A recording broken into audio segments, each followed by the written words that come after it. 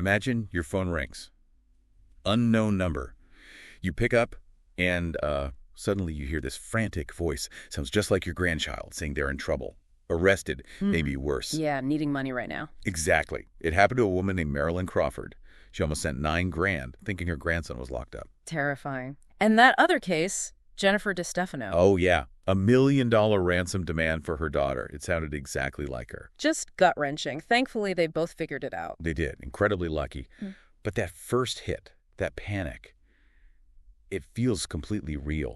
Absolutely. Okay, let's unpack this. Yeah. Because what we're seeing here is, well, it's a really disturbing evolution of scams. Phishing, right? Voice phishing. That's the one. But now it's being supercharged by AI. Voice cloning, deepfakes. It's getting wild. It really is. So our mission today in this deep dive is really to cut through the hype, Yeah. We want to help you understand how these AI threats actually work. Why they're so effective. Right. And most importantly, what you can actually do to protect yourself. Yeah. Because the digital world is getting, well, a lot more confusing. This is about arming yourself with knowledge. Okay, so let's start with phishing itself. Just to be clear, it's basically cybercriminals using phone calls. Not emails like regular phishing. Exactly. It's the phone call. They're trying to trick you into giving up sensitive info or, doing something malicious like wiring money. And they usually play on emotions, urgency. That's key. They build this false trust, often by making you feel panicked or rushed. So how does AI change the game here? Well, this is where it gets fascinating and, frankly, a bit scary. AI voice cloning tech can now mimic a real person's voice with just uncanny precision. Uncanny how?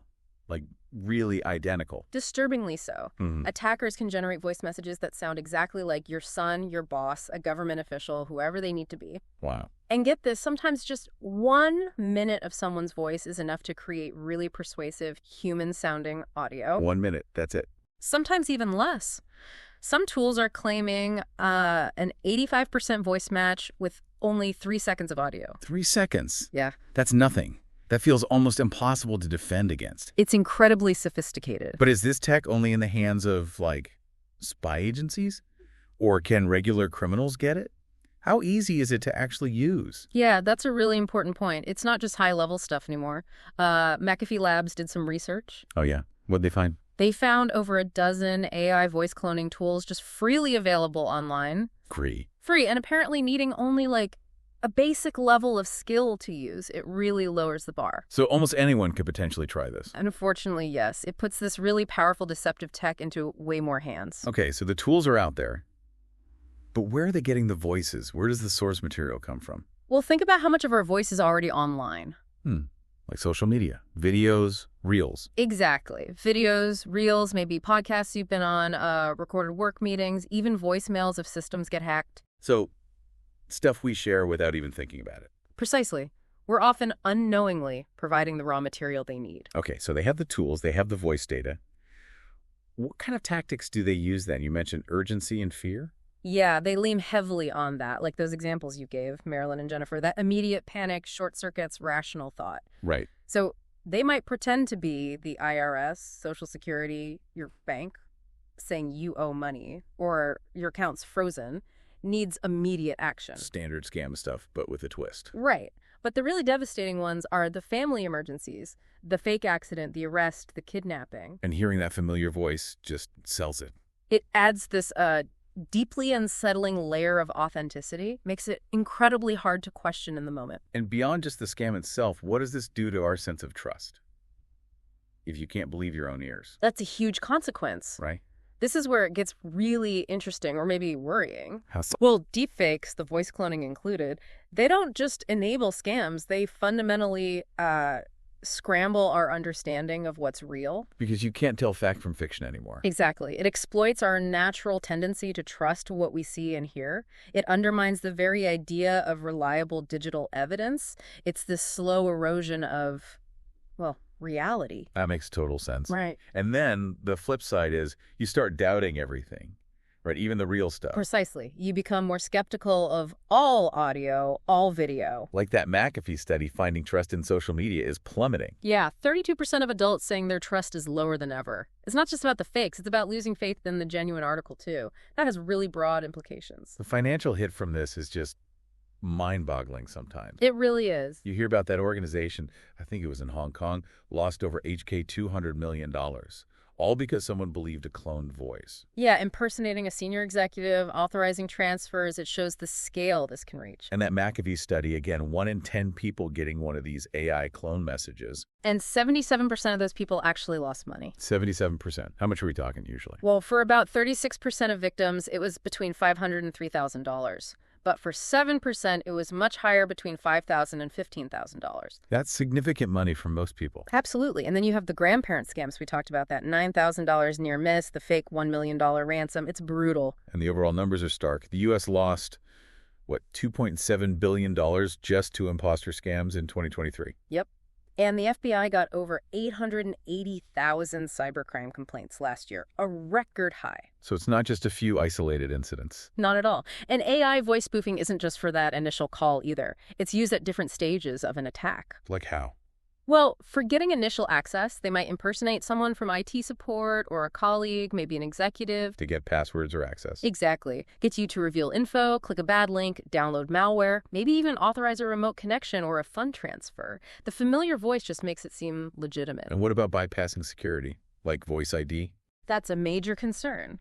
These AI-spoofed voices can potentially fool voice authentication systems. The kind used for multi-factor authentication. Yeah, or password resets.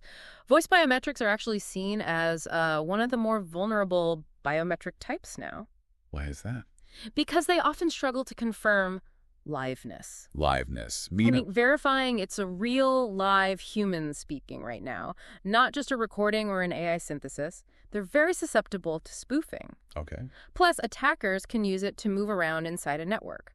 They might record an admin's voice in one call, then use it later to impersonate them and get higher privileges. Sneaky. Or they find existing voicemails or meeting recordings on systems they've already compromised and use those. It's not just theoretical, though, is it? Didn't Mandiant actually demonstrate this? They did. Their red team ran a test late last year, successfully used AI voice spoofing to get initial network access. How'd they do it? They impersonated a security team member, made up a story about a VPN issue, blamed it on a recent outage.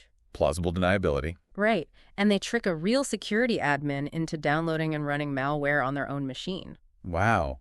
That just shows how easily it can work. It really highlights the alarming ease of it. At the end of the day, the human element is still the critical vulnerability. Even with all the tech defenses. Exactly. Human trust is the key they're exploiting. Okay, so if we connect this to the bigger picture, defending against this isn't just about better software, is it? Not solely, no. It has to be a multifaceted approach. Technology helps, but honestly, a huge part of it comes down to personal vigilance. Practical steps that you, the listener, can take right now. Right. So number one is just awareness, knowing this threat exists. Absolutely. Foster a healthy dose of skepticism.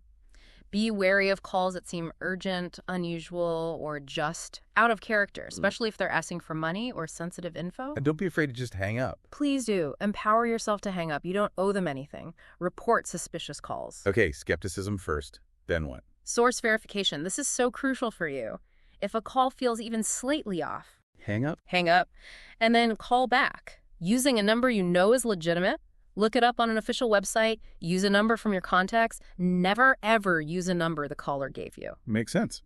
What else? You could set up code words, pre-agreed words with family members, maybe key staff at work. Like a verbal password. Kind of, yeah. For sensitive situations, it's a quick way to verify identity if you're unsure. Simple, but effective. You can also ask them to verify through another channel. Like, okay, text me from the number I have for you. Or send me an email from your work address. Good ideas. And listen carefully, too. Yes, definitely. Pay attention to weird things in the audio. Sudden changes in background noise, strange pauses, clicks, unnatural-sounding speech patterns, weird repetition. Those can be giveaways. Telltale signs of manipulation. Could be. And it goes without saying, never give out sensitive personal info or authentication codes over the phone unless you initiated the call and you are certain who you're talking to. And be careful what voice data you put online. That helps too.